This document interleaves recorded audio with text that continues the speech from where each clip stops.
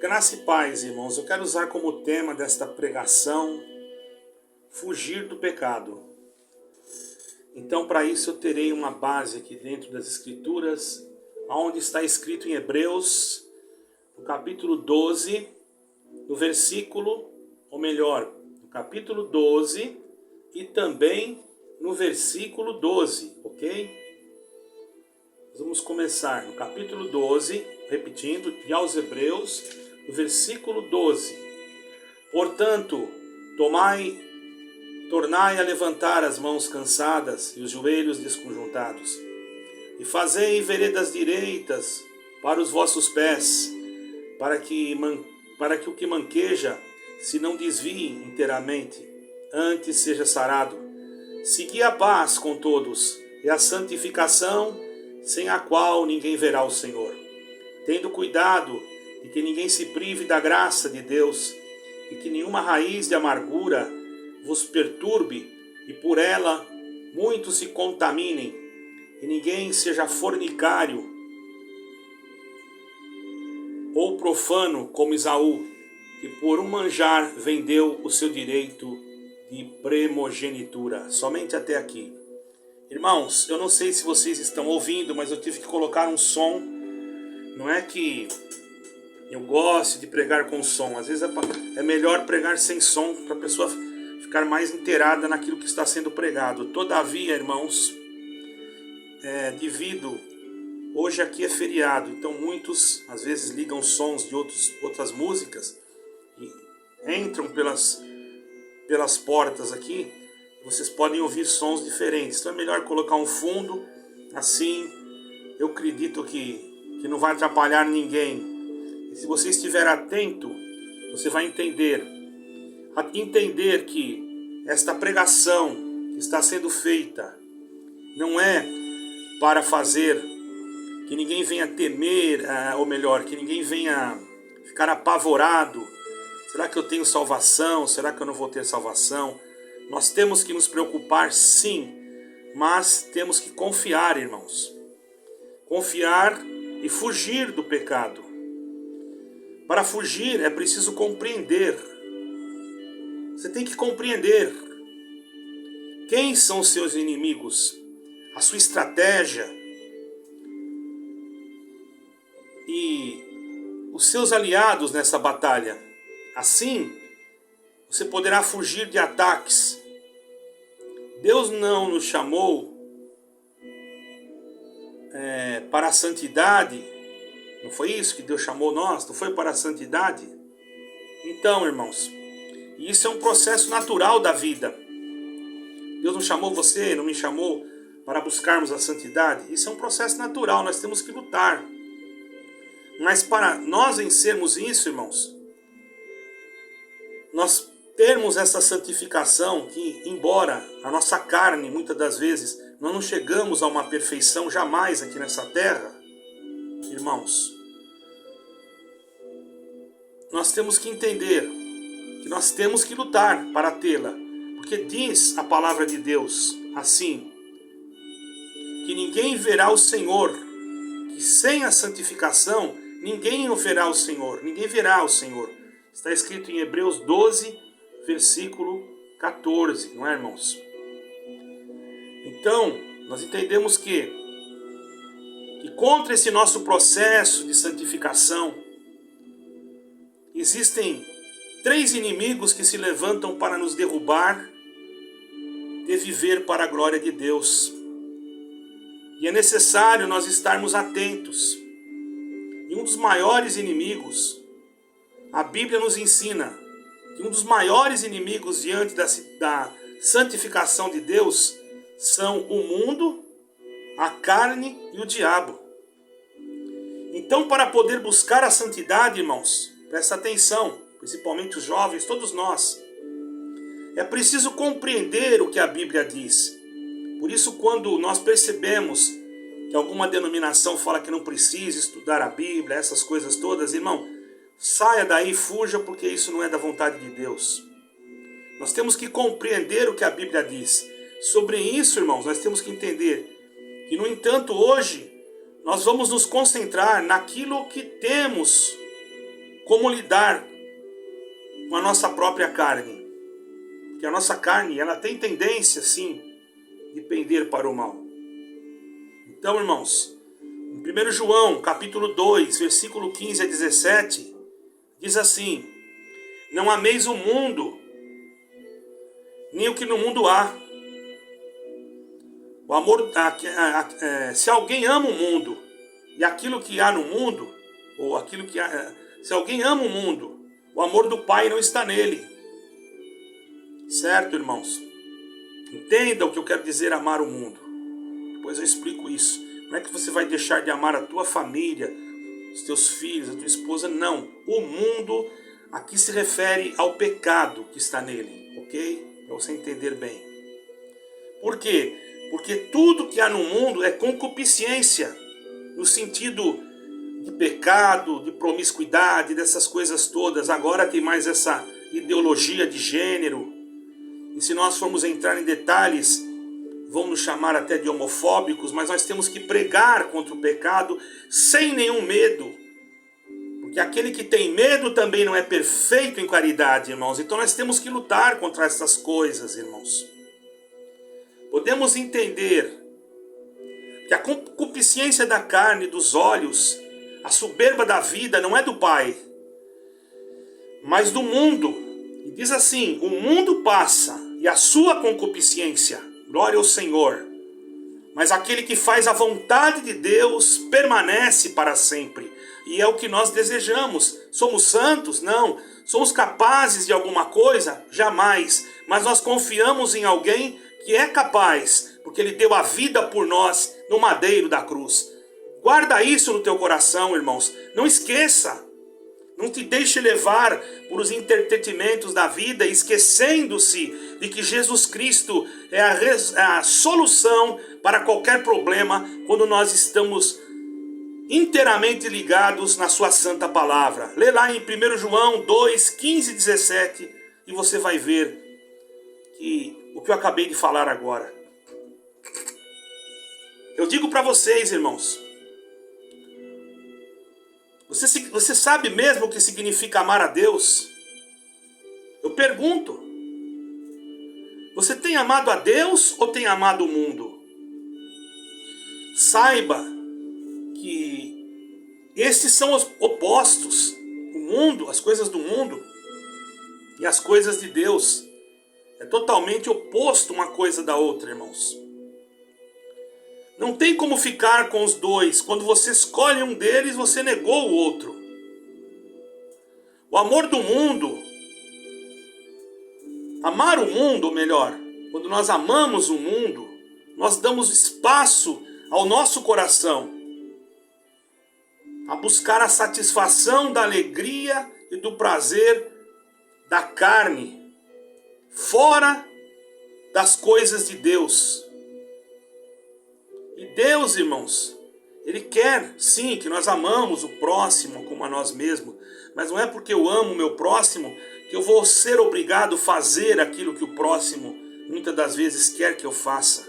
Não nos deixamos influenciar por ninguém e por nada.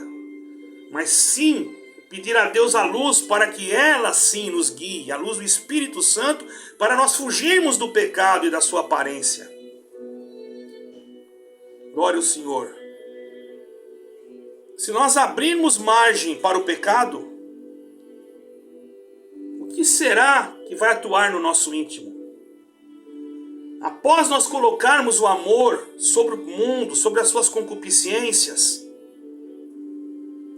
apenas nós vamos perceber, irmãos, que esse pecado que nós falamos vai entrar em nós. Deus nos guarde, vai entrar em alguém. E essa pessoa pode ser distanciada de Deus. Você pode dizer, mas se eu peço perdão, Deus pode me perdoar, claro. A misericórdia de Deus é infinita. Mas não é porque Deus te perdoou que você torna novamente a fazer, ou repete diversas vezes. Não. Procure fazer a tua parte. Se por uma eventualidade acontecer um acidente na tua vida, não sou eu que vou te julgar, eu não posso. A única coisa que eu posso é inclinar, ou melhor, é ensinar e apontar para você um lugar onde você pode encontrar perdão, que é Jesus Cristo. Todavia, cabe a você deixar de ser hipócrita diante de Deus. Ser hipócrita, você dizer assim, pedir perdão, mas é uma hipocrisia, você quer fazer de novo. Para mim deixar isso mais claro, para você entender, você tem que perceber uma coisa. Olha lá em Timóteo, no capítulo 1, versículo 12 e 18. Bem-aventurado o homem que sofre a tentação. Olha, quer dizer, a gente sofre, porque a tentação é forte, irmão. Porque quando for provado, se você sofreu a tentação, resistiu, quando for provado, receberá a coroa da vida, a qual o Senhor tem prometido aos que amam. E ninguém sendo tentado pode dizer, de Deus eu sou tentado. Não, você não é tentado por Deus. Deus não tenta ninguém. Deus não pode ser tentado pelo mal. E ninguém tenta. Ninguém ele tenta. Mas cada um é tentado quando é atraído e é engodado por alguma coisa. Pela sua própria concupiscência. Depois, havendo a concupiscência concebido, ela dá luz ao pecado. E o pecado sendo consumado, ele gera a morte. Não erreis, irmãos. Também existe, não quer dizer que você cometeu alguma coisa que você vai ser condenado à morte. Mas você tem que não cometer mais, buscar o perdão. Isso não é, irmãos, um evangelho adocicado, como falaram para mim. Eu tenho que mostrar para você como fugir do pecado. E se por um acaso acontecer um mal, como você tem que fazer para conseguir escapar da condenação do pecado. Que só pode você encontrar uma solução de perdão em Jesus Cristo, com um coração sincero, com o coração procurando não fazer mais o que você já fez. Então há esperança, há ainda misericórdia. Mas infelizmente muitos acabam se jogando de cabeça, até mesmo por causa de alguns pregadores que, não entendendo, irmãos, condenam aquele que muitas das vezes, até jovem, comete alguma coisa, eles condenam e jogam ele direto no inferno. Não dão para ele uma esperança. Isso também não é certo.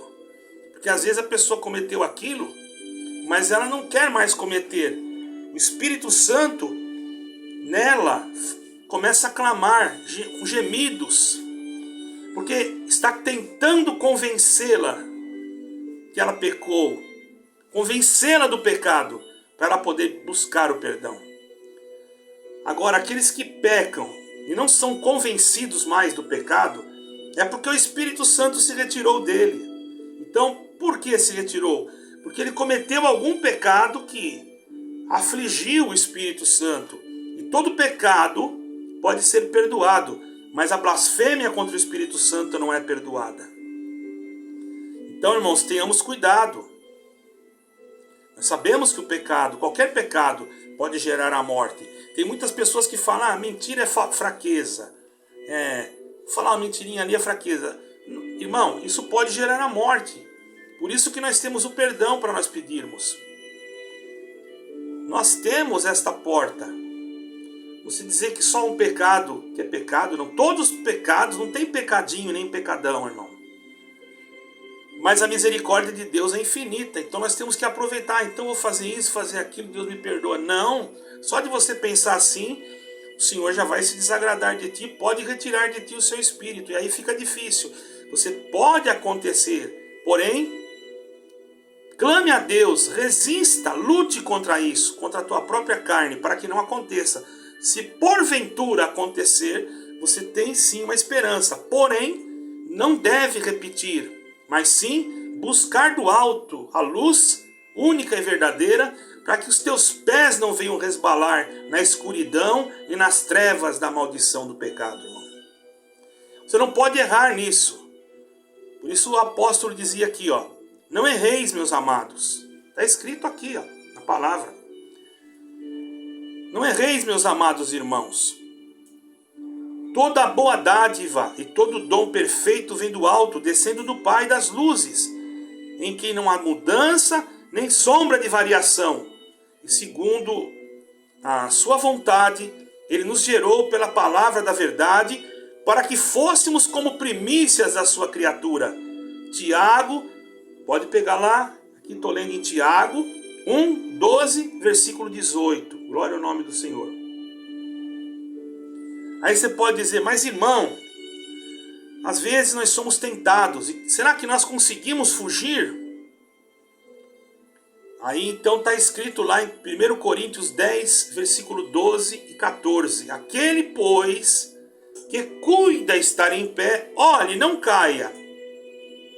Não veio sobre vós tentação, senão humana.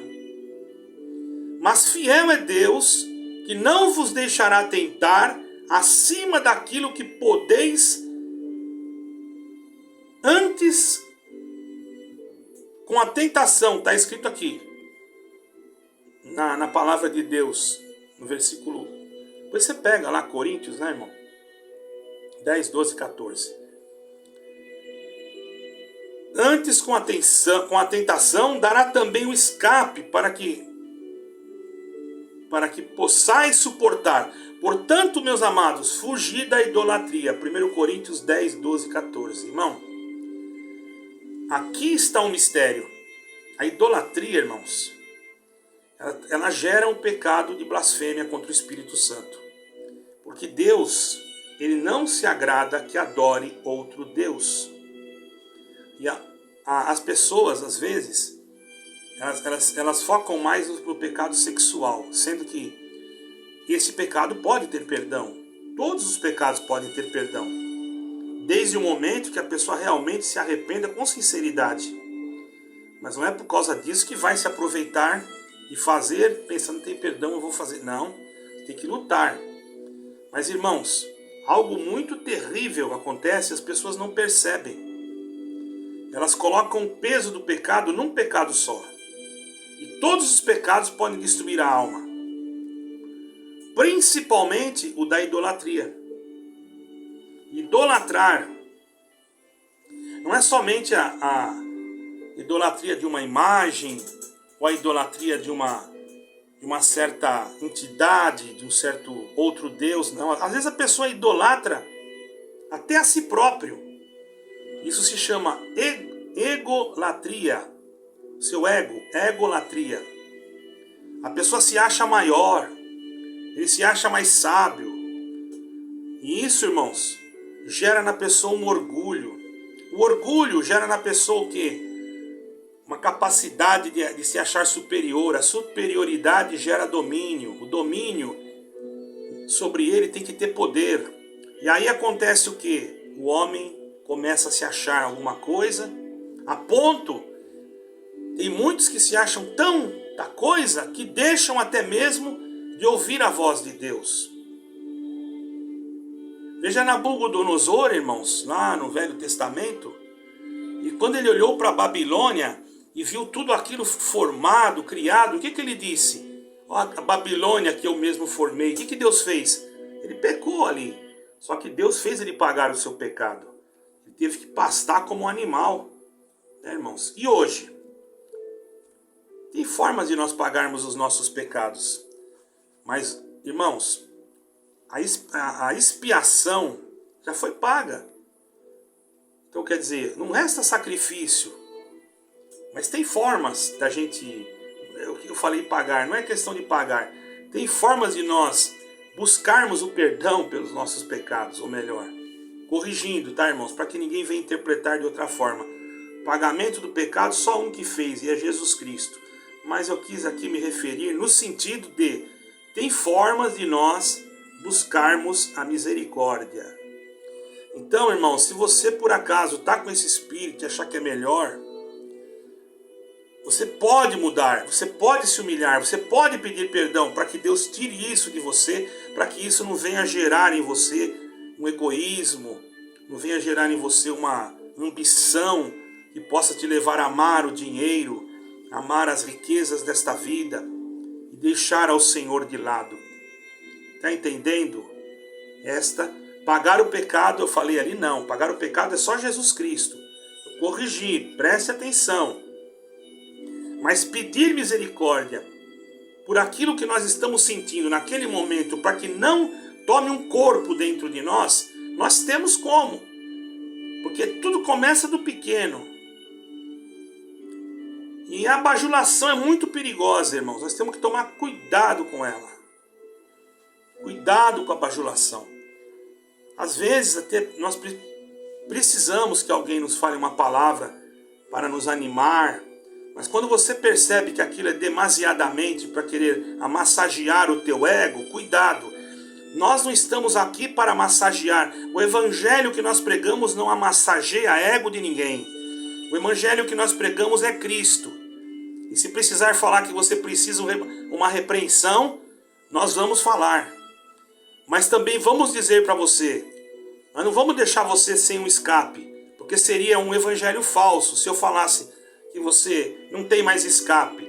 Tem sim, Jesus Cristo é o escape, porém você tem que buscá-lo de um coração sincero, porque se você não fazer de coração sincero, não adianta nada. Não adianta, você fala, vou fazer, daqui a pouco eu faço de novo, vou fazer. Irmão, pelo amor de Deus, pare, pense, raciocine. Tudo o que você precisa, você já tem. Você pode dizer, mas eu não tenho carro, eu não tenho isso, eu não tenho aquilo, mas você tem Jesus Cristo. Você não precisa de se preocupar tanto, porque tudo está no final. Claro, você vai trabalhar, vai ganhar o seu pão de cada dia. Estou falando isso porque hoje, na atualidade, existe muita ambição. Infelizmente. E as pessoas deixam as coisas de Deus por causa da ambição. A ambição, ela é uma coisa muito séria. Tem pessoas que são doentias pela ambição. Eles fazem tudo para obter o que elas querem, para ter poder, para conseguir alcançar um objetivo carnal, mesmo que ela tenha que passar por cima de outra pessoa. Mas, irmão, o Senhor, Ele não quer que isso esteja em nós. Quando Deus quer nos dar alguma coisa, saibamos usar espiritualmente e também materialmente. Por quê? Porque nós temos uma luta que temos que travar. Tudo se resume então aonde? Tudo se resume onde está o meu coração.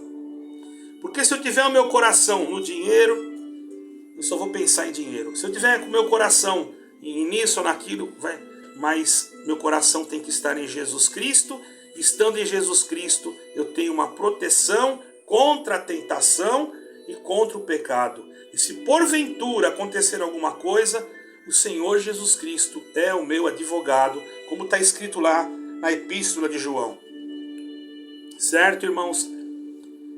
Essa seria uma luta que nós devemos travar, essa luta que nós estamos travando, na verdade, dentro da nossa santificação, e não nos colocar em situações de situação. Tudo isso, irmão, nós estamos lutando para nós mesmos não nos colocarmos em situações de tentação, para purificar a nossa mente, cada dia. Como se purifica a mente? Observando as coisas de Deus, cantando, meditando. Não é que você vai ser um fanático, que você não vai ter oportunidades de lazer, mas tudo dentro de uma forma que não venha desagradar a Deus, irmãos. E nesse momento, irmãos, nós temos que clamar a Deus. E no momento da tentação, pedir que Deus venha, com o sangue de Jesus Cristo, purificar o nosso coração, irmãos. E assim sendo, nesse momento, quando sentimos que o Senhor está nos purificando, sentimos a presença de Deus, nós percebemos que a nossa força vai aumentando. Por isso que nós temos que amar a Deus. Por isso que o Senhor Jesus disse, ama o Senhor. Ele disse, ame o Senhor teu Deus de todo o teu coração, de toda a tua alma e de todo o teu entendimento. Dá glória a Deus, irmão. esta palavra que Deus está, esse sermão, essa pregação que Deus está mandando, é para que você creia que Jesus Cristo te ama e que Ele quer livrar-nos do mal e da tentação, porque nós estamos chegando já nas etapas finais. Então você veja lá, tudo que eu falei está escrito. Está aqui, irmão, no Evangelho de Mateus, capítulo 22, 37. Acima de tudo, guarde o seu coração, pois ele depende de toda a sua vida. Isso já está em Provérbios. Guarda o teu coração. Quer dizer, não quer dizer o teu coração esse que está aqui, mas o teu caráter, a tua moral, a tua espiritualidade, a tua consagração a Deus. Embora nós somos pecadores por natureza, nós somos simples miseráveis, mas todos os dias temos que deixar a nossa carne ao pó e dizermos a Deus: perdoa-me, Senhor, daquilo que eu tenho errado durante esse dia, durante esse mês, durante essa semana, porque o meu desejo é que tu guie o meu coração, e eu também quero ter força para guiar o meu coração em tua direção. E tu pode dizer: como que eu consigo guiar o meu coração em direção a Deus? Aí está escrito: seja a vossa equidade notória a todos os homens, porque perto está o Senhor. Glória a Deus, perto está o Senhor. Não estejais inquietos por coisa alguma, não fique inquieto por nada, antes as vossas petições sejam em tudo conhecidas diante de Deus. Através do quê? Da tua oração, da tua súplica, da tua ação de graças. E a paz de Deus, que você tanto precisa, a paz de nosso Senhor Jesus Cristo, que nós tanto precisamos, presta atenção, ela vai entrar em nós, irmãos, dentro do nosso entendimento, e ela vai guardar o nosso coração no momento da nossa aflição e no momento da nossa tentação. E os nossos pensamentos em Cristo Jesus será, irmãos, mais arraigados, fortificados. Glória ao Senhor. E esse é o verdadeiro, que é tudo na nossa vida, Jesus Cristo. E nós vamos ver que o que é honesto, que o que é justo, que o que é bom e que o que é puro vai estar em nós, porque nós estamos firmes, não pela nossa força, não pela nossa capacidade, não pelas nossas obras, ou porque falamos bonito, ou porque temos uma boa dicção, ou porque fazemos isso ou aquilo. Não, nós estamos firmes pela vontade de Deus em nosso Senhor Jesus Cristo, porque demos a Ele o espaço quando nós estávamos sendo tentados, clamamos e Ele veio. Você pode dizer: mas comigo já aconteceu diferente e eu não tive força, agora eu me perdi. Eu estou aqui para dizer que não. Sabe por quê? Porque o Senhor é misericordioso. E Ele está te falando isso. Busque a misericórdia. E a partir de hoje, comece a fazer o que você ouviu nesta pregação. Certo? Porque aquilo que você aprendeu, olha só, aquilo que você aprendeu, está escrito assim, ó, eu vou falar o versículo. Se há alguma virtude, certo? Se há algum louvor, nisso pensai.